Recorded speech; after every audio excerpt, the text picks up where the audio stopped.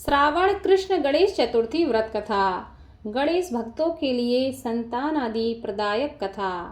ऋषिगण पूछते हैं कि हे स्कंद कुमार, दरिद्रता, शोक, कुष्ठ आदि से, विकलांग शत्रुओं से, संतप्त राज्य से निष्कासित राजा, सदैव दुखी रहने वाले, धनहीन, समस्त उपद्रवों से पीड़ित, विद्याहीन, संतानहीन, घर से निष्कासित लोगों, रोगियों एवं अपने कल्याण की कामना करने वाले लोगों को क्या उपाय करना चाहिए जिससे उनका कल्याण हो सके और उनके उपरोक्त कष्टों का निवारण हो सके।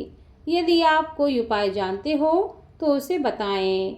स्वामी कार्तिकेय जी ने कहा कि हे ऋषियों, आपने जो प्रश्न किया है उसके निवारण में मैं आप लोगों को एक शुभदायक व्रत बतलाता हूँ।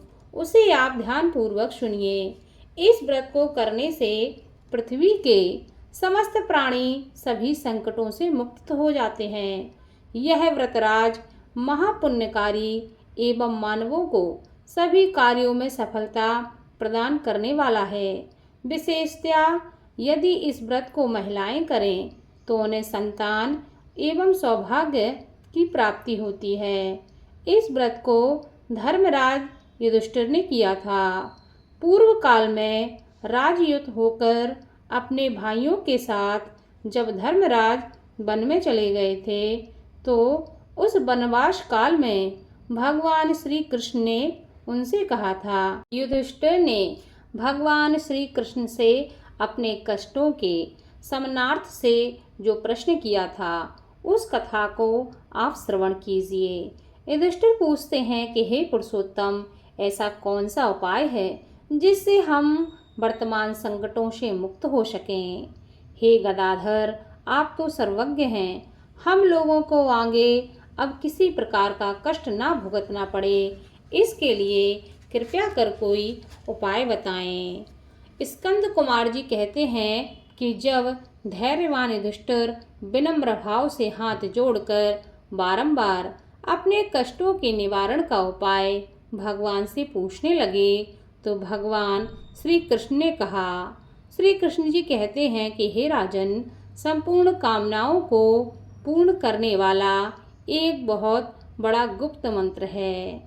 इस व्रत के संबंध में मैंने आज तक किसी को नहीं बतलाया।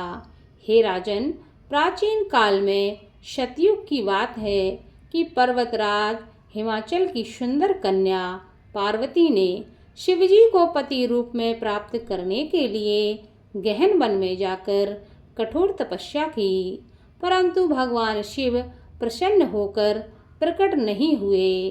तब शैलपुत्री पार्वती ने अनादि काल से विद्यमान गणेश जी का स्मरण किया। गणेश जी ने उसी क्षण प्रकट होकर पार्वती जी ने पूछा, मैंने कुटीर, दुर्लभ एवं लोमहर्षक तपस्या की किंतु अपने प्रिय भगवान शिव को प्राप्त न कर सकी। वह कष्ट विनाशक दिव्य व्रत जिसे नारद जी ने कहा और जो आपका ही व्रत है, उस प्राचीन व्रत के तत्व को आप मुझसे कहिए। पार्वती जी की बात सुनकर तत्कालीन सिद्धिदाता गणेश जी उस कष्ट नाशक शुभदायक व्रत का प्रेम से वर्णन करने लगे। गणेश जी ने कहा कि हे अचल सुते, अत्यंत पुण्यकारी एवं समस्त कष्ट नाशक व्रत को कीजिए। इसके करने से आपकी सभी आकांक्षाएं पूर्ण होगी और जो व्यक्ति इस व्रत को करेंगे उन्हें भी सफलता मिलेगी।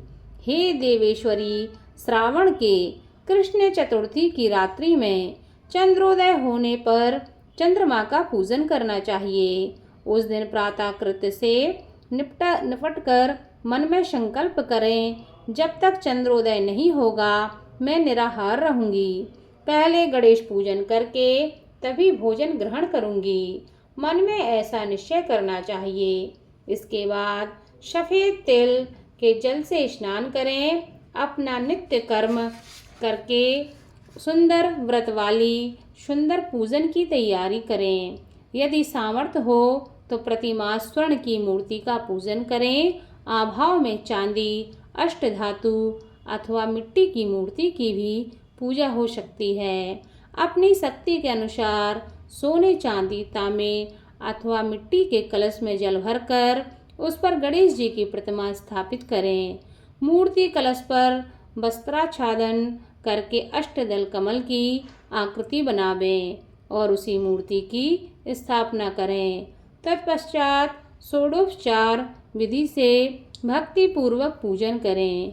मूर्ति का ध्यान निम्न प्रकार से करें कि हे लंबोदर, 4 भुजा वाले, 3 नेत्र वाले, लाल रंग वाले, हे नील वर्ण वाले, शोभा के भंडार, प्रसन्न मुख वाले गणेश जी, मैं आपका ध्यान करती हूँ।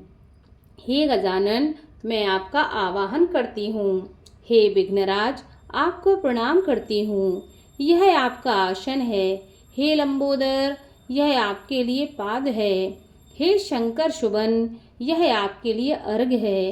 हे उमापुत्र, यह आपके लिए स्नान का जल है। हे गणपति जी, यह आपके लिए आचमनीय जल है। हे शूर्पकर्ण, यह आपके लिए वस्त्र है। हे कुब्ज, यह आपके लिए यज्ञोपवीत है।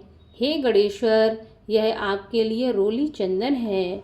हे विघ्न विनाशक, यह आपके लिए फूल हैं। हे विकट, यह आपके लिए धूप बत्ती हैं। हे वामन, यह आपके लिए दीपक हैं। हे सर्वदेव, यह आपके लिए लड्डू का नैवेद्य है। हे सर्वविघ्ननाश देव, यह आपके निमित्त फल है। हे विघ्नहर्ता, यह आपके निमित्त मेरा प्रणाम है। प्रणाम करने के बाद क्षमा प्रार्थना करें। इस प्रकार रीति से पूजन करके नाना प्रकार के भक्ष्य पदार्थों को बनाकर गणेश जी को भोग लगावें।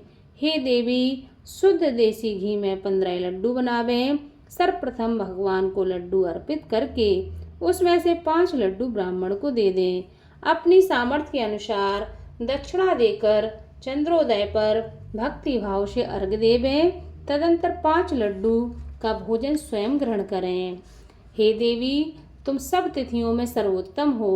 गणेश चतुर्थी हमारे द्वारा प्रदत्त अर्घ को ग्रहण करो। तुम्हें प्रणाम है। निम्न प्रकार से चंद्रमा को अर्घ प्रदान करें।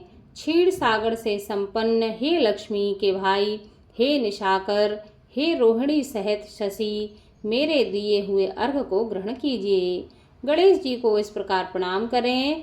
हे लंबोदर, आप संपूर्ण इच्छाओं को पूर्ण करने वाले हैं। आपको प्रणाम है। हे समस्त विघ्नों के नाशक, आप मेरी अभिलाषाओं को पूर्ण करें। तत्पश्चात ब्राह्मण की प्रार्थना करें। हे द्विजराज, आपको नमस्कार है। आप साक्षात देव स्वरूप हैं। गणेश जी की प्रसन्नता के लिए हम आपको लड्डू समर्पित कर रहे हैं। आप हम दोनों का उद्धार करने के लिए दक्षिणा सहित इन 5 लड्डुओं को स्वीकार करें। हम आपको नमस्कार करते हैं। इसके बाद ब्राह्मण को भोजन कराकर गणेश जी से प्रार्थना करें।